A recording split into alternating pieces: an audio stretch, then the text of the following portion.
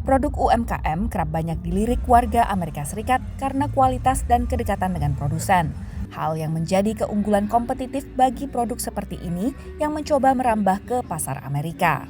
Forum Expanding Indonesia's Micro, Small, and Medium Enterprises in the US Market bertujuan untuk mempertemukan pelaku usaha kedua negara. Asosiasi Dagang di Amerika menyambut positif upaya untuk meningkatkan volume perdagangan antara kedua negara. It is a fast changing world, and small business can be very quick to switch directions, and then they can be very nimble and easily navigate sometime. And also with different new technologies surging, and then it's easy to start small business, right, with the creative new ideas and the great ecosystem that support the small business.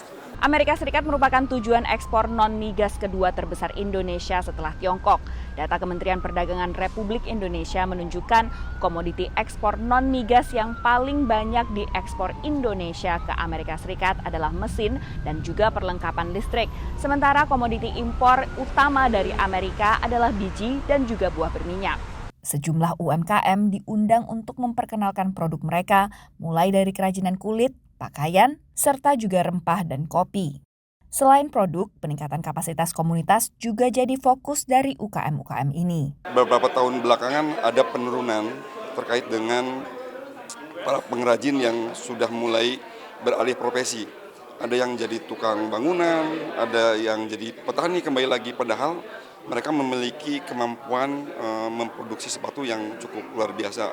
Dan harapannya kita bisa mengembalikan ruh dalam memproduksi sepatu-sepatu yang berkualitas. Berbagai pihak menyadari masih ada tantangan yang harus diselesaikan untuk meningkatkan hubungan dagang kedua negara. Apalagi kita mau ke market global ya, salah satunya US ya, itu kan butuh standarisasi, konsistensi secara kualitas dan kapasitas. Bagaimana para petani kita itu bisa menghasilkan produk yang konsisten sesuai dengan permintaan pasar. Tapi sekarang hambatan perdagangan itu banyak yang non tarif gitu. Jadi berbagai aturan teknis yang sangat memberatkan para eksportir.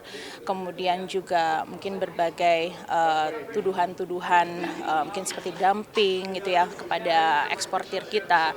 Nah, ini memang peran dari KBRI Washington DC juga kita harus menangani dan mengawal berbagai hambatan ini agar ekspor kita lancar ke Amerika Serikat. Forum ini termasuk dalam rangkaian Wow Indonesia, peringatan 75 tahun hubungan diplomatik Indonesia dengan Amerika Serikat. Selain itu juga kita ada inisiatif yang namanya YES, Yuk Ekspor ke Amerika Serikat.